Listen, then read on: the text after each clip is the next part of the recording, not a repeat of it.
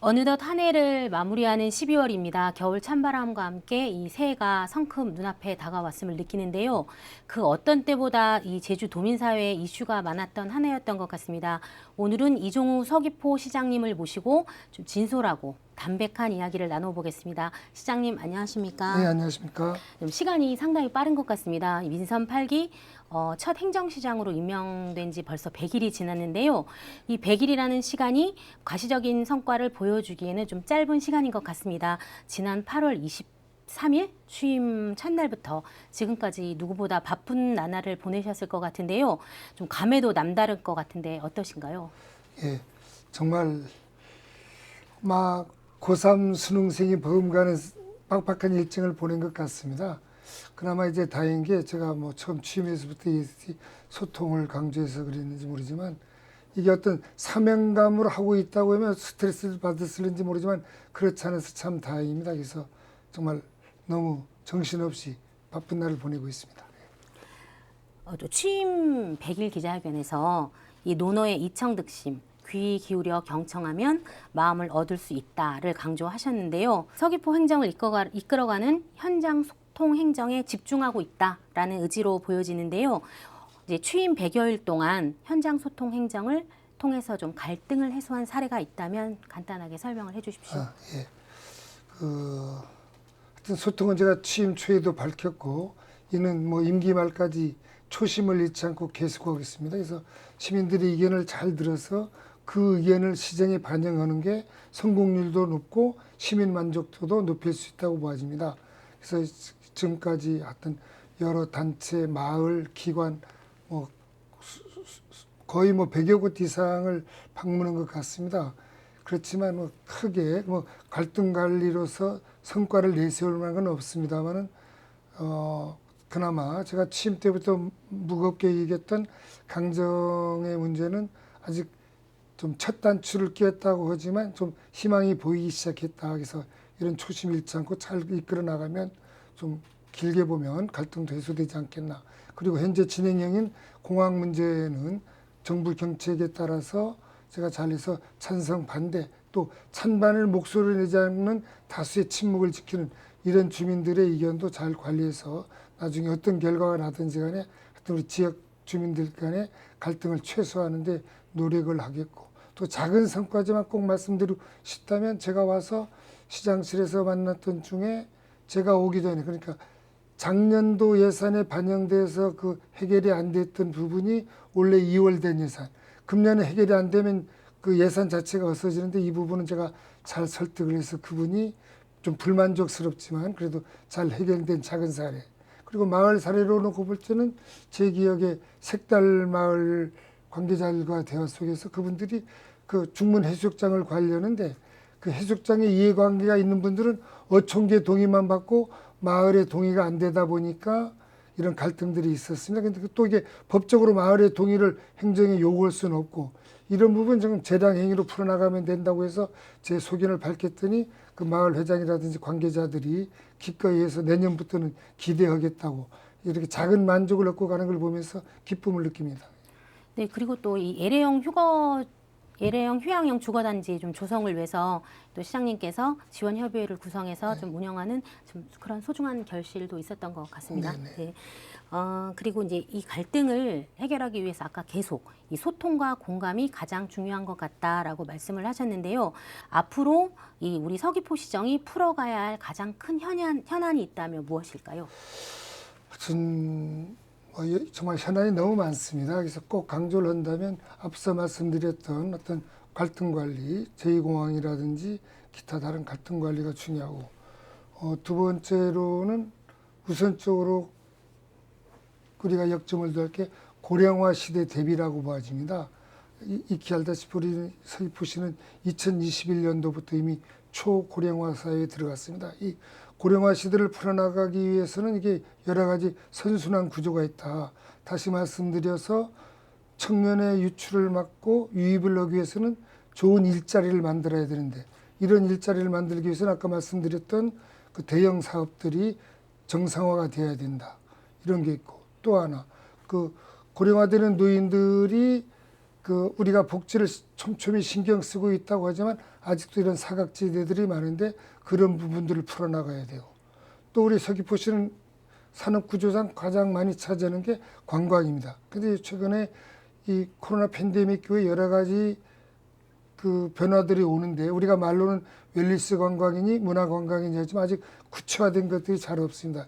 이런 것들을 좀 구체화시켜 나가야 되고 또 우리 서귀포시는 무엇보다도 중요한 게 감귤을 비롯한 1차 산업인데 이런 감귤의 경쟁력과 또 이런 밭작물을 특화해서 이 1차 산업의 생명력을 높여나가는 것 이런 것을 위해서 저는 이제 아까 말씀드린 고령화시도 대비하는 청년농 100명 육성 챌린지 사업을 내년부터 펼쳐나가겠습니다. 그래서 한 10여 년에 걸쳐서 한 100여 농가 감귤 하우스를 지원 기타 소득 작물을 할 수 있는 기반시설 하우스라든지 이런 기반시설 지원 등을 통해서 청년농을 육성시켜 나가는 등 그 외에도 뭐 여러 가지 현안 사람들이 너무 많습니다. 하여튼 하나하나 챙겨 나가겠습니다. 네, 이제 시장님 말씀을 들으니까 내년에는 좀 서귀포가 더 건강해지고 좀 단단해질 것 같은데요.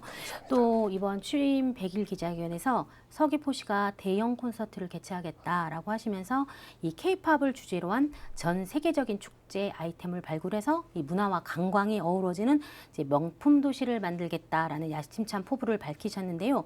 그런데 이제 의회에서는 이게 좀 너무 많은 예산을 쏟아붓는 게 아니냐라는 지적도 있는데 이걸 어떻게 풀어나가실 건가요? 예. 이 사업은 사실 처음 시작하는 사업이어서 의회에서도 다소 오해가 있었던 것 같습니다만 다시 한번 이게 구체적으로 말씀드리면 정말 이 사업은 성공할 수도 있고 실패할 수도 있다고 보여집니다. 다시 말씀드려서 이거는 단순히 일례 공연하는 그런 K-팝이 아니라 그 경관 위주에만 의한 관광은 경쟁력이 떨어집니다. 그래서 저는 문화와 융복합한 새로운 관광 트렌드가 필요하다. 그러기 위해서 이 K-팝을 야심차게 준비하는데 이건 단순한 일례 공연이 아니라 적게는 1박 2일, 많게는 3박 4일 정도에 해서 체류형 관광과 문화를 곁들이는 공연이다. 그 다음 두 번째로는 이거는 아직 구체화된 건 없습니다만은 단순히 공연만 하는 것이 아니라 지역의 문화단체들도 버스킹 형태로 다양하게 참여할 수 있는 또 장을 마련하는 기회이다. 그리고 또 하나 이것이 더 중요한 것은 저는 목표는 미니멈 10,000명 이상, 욕심부려서는 20,000명까지라 해서 국내외 이렇게 K-팝을 곁들인 문화관광객을 유입시키고 이게 성공을 하면 차기 년도부터는 해외에서도 요즘 하늘길이 많이 열리고 있지 않습니까? 해외에서도 관광객을 모을 수 있는 그런 제주도를 대표하는 축제로 자리매김하겠다는 말씀이고 또 내년 예산에 저희들이 10억이 반영됐습니다만 이건 10억의 사업이 아니라 최하 15억, 20억 그 기획사도 같이 참여를 해서 이 축제가 성공하면 기획사도 자기들의 본전을 내지는 수익을 창출할 수 있고 그렇지 않으면 자기들도 손해보는 구조라면 다른 일방적으로 전국의 지자체 행사들이 대부분 지자체 예산만 가지고 오는 행사입니다. 그런 행사에도 나름대로 성공을 하고 있지만 성공이라기보다는 그 예산 범위 내에서 이루어질 수밖에 없다. 그런데 제가 기획하는 이 축제는 오히려 지자체 돈만 가지고 오는 사업보다는 확실히 더 의욕을 가지고 해야 되고 성공 확률이 좀 높다고 봅니다. 그래서 이걸 아주 야심차게 하는 사업이어서 나중에 잘 구체화시킬 때는 여러 기자님들의 의견도 묻고 전문가들의 의견도 물으면서 잘 다듬어 나가서 꼭 성공하는 축제로 만들고 싶습니다. 네, 말씀하신 내용을 들어보면 일단 뭐 이 지역 문화 축제를 브랜드화해서 관광객도 유치를 하고 또 수익도 창출하겠다라는 말씀이시죠. 근데 저도 뭐 이렇게 된다면 10억이 아니라 20억을 투자한다고 해도 좋은 기대 효과가 발생할 것으로 보여지고요. 내년 11월에 서귀포시에서 이 명품 축제 만나보기를 기대해 보겠습니다. 네, 감사합니다. 네. 한 가지만 더 첨언하면 저희들이 실행 예산으로 지역 문화단체들을 더 지원해야 되는데도 충분하지 못해서 아쉽습니다. 다만 오해가 없어야 될 게 이게 지역 어떤 문화단체들에 돌아갈 예산을 저희들이 줄여서 이 사업을 하는 게 아니라 기존의 실행에서 문화단체들을 지원하는 건 충분하지 않지만 쭉 지원하고 있습니다. 네. 그 이외로 지사님이 특별한 그 배려, 저의 또 간곡한 요청 이런 거에 있어 이 확보된 예산이라는 점을 다시 밝혀줍니다. 네, 알겠습니다. 그리고 아까도 얘기하셨지만 이 서귀포시가 또 건강에 대한 문제를 많이 언급을 하셨잖아요. 근데 또 도내 최초로 어르신 건강 놀이터 놀팟을 개장을 했습니다. 또 이와 함께 노인복지지원센터도 본격적으로 운영에 들어갔고요. 이제 이처럼 노인을 위한 새로운 정책들이 이제 계속 나오고 있는데요. 사실 또 그 이면에는 여전히 노인 복지 사각지대가 좀 존재하고 있다. 그리고 특히 좀 노인 학대와 관련해서 지자체와 관계기관 간의 협력이 잘 이루어지지 않고 있다라는 이런 얘기들도 나오고 있습니다. 근데 뭐 제 생각에는 뭐 새로운 시책 발굴도 중요하지만 이 보이지 않는 사각지대 발굴이 좀 급선무인 것 같은데요. 이 부분에 대한 생각은 어떠신지요? 야, 정말 좋은 지적입니다.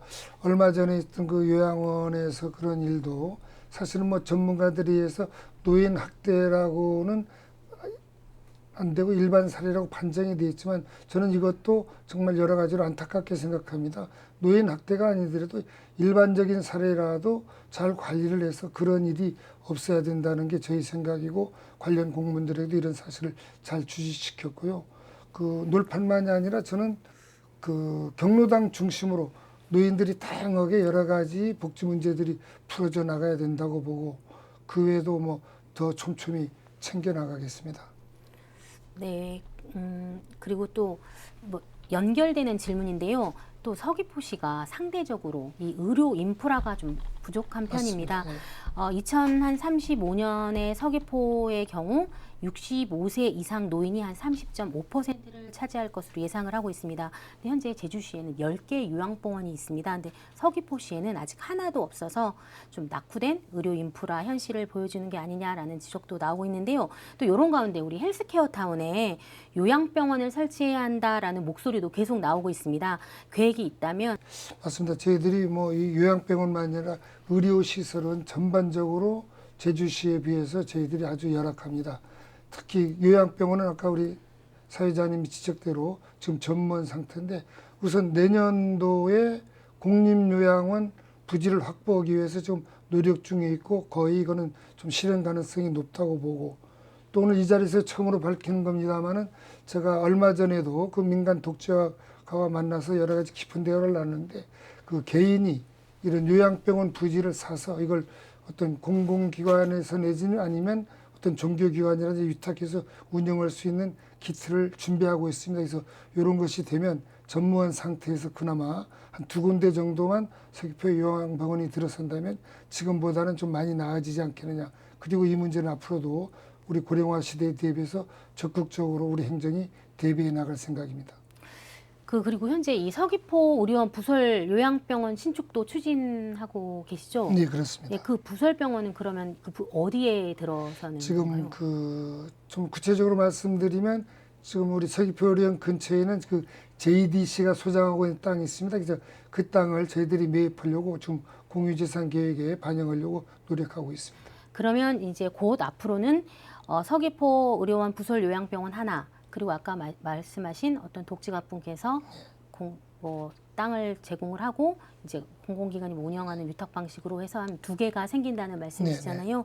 네, 이제 하루빨리 이제 요양병원들이 설립이 돼서 좀 시내에 거주하시는 어르신들이 좀 불편함이 해소되기를 좀 바라보겠습니다. 네, 고맙습니다. 네, 그리고 또 서귀포시 주요 현안 중에 하나입니다. 이 개발 사업 승인이 무효가 되면서 수년째 방치된 서귀포시 예래 휴양형 주거 단지 조성 사업인데요.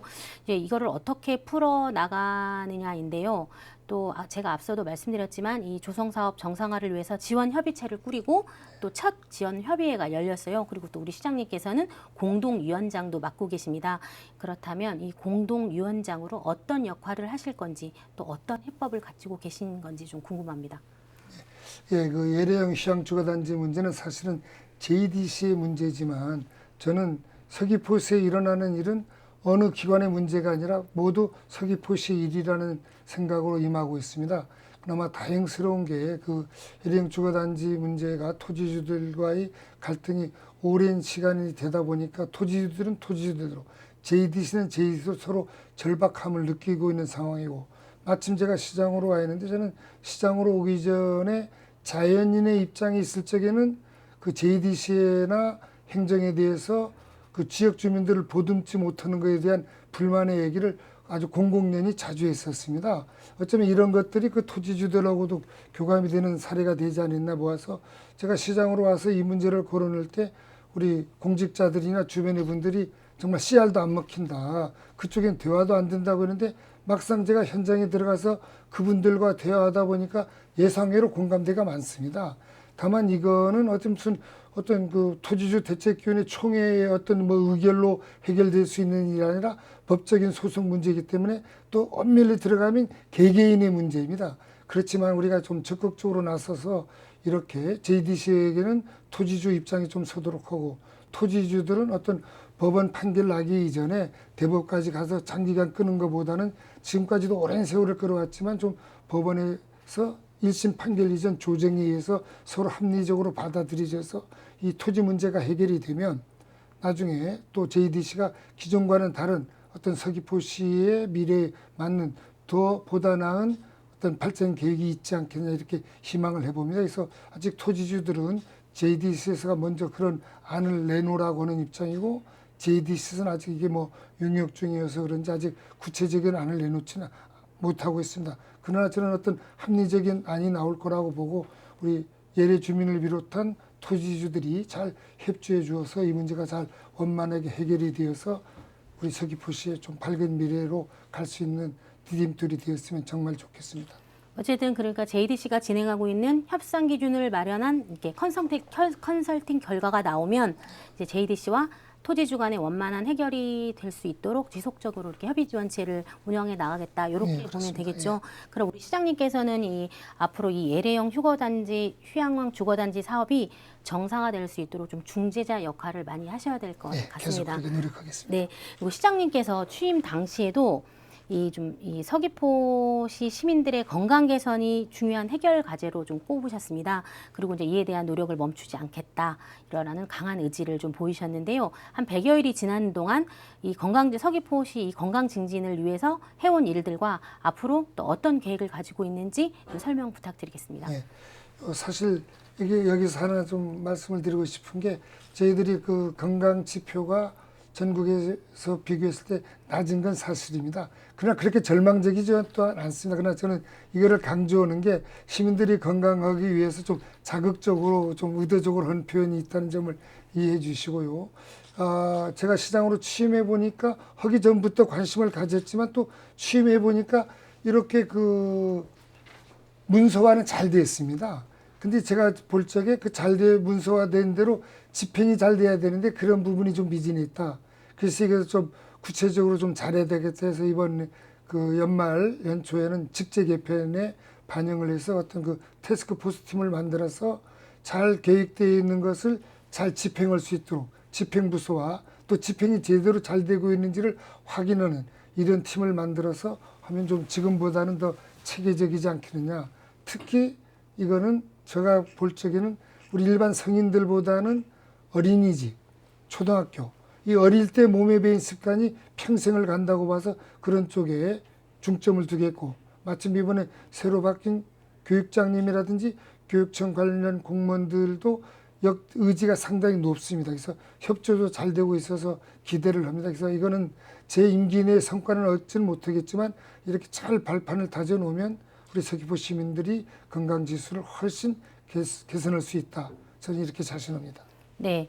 또 100일이란 시간이 어떻게 뭐 짧으면 짧고 뭐 길다면 긴데요.